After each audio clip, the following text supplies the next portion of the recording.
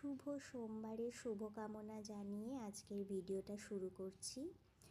আজকে যেহেতু সোমবার ছিল, মহাদেবকে আমি প্রত্যেক সোমবারেই একটু স্পেশালভাবে অভিষেক করাই। প্রত্যেক সোমবারেই আমি মহাদেবকে একটু দুধ, দই, ঘি, মধু দিয়ে অভিষেক করানোর চেষ্টা করি।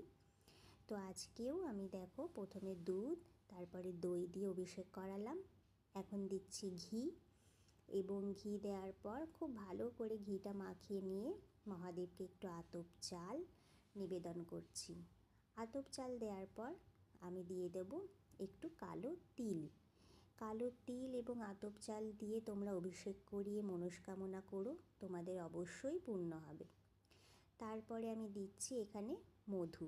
মধুটা আমি সবার শেষেই দিই, কারণ মধুটা কিন্তু সর্বশেষেই নিবেদন করার নিয়ম।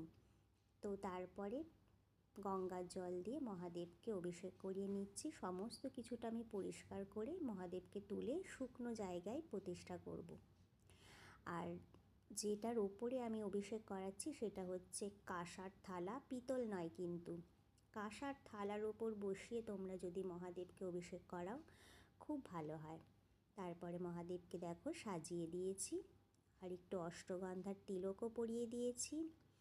তোমাদের কেমন লাগলো ভিডিওটা জানিও। চলো, টাটা।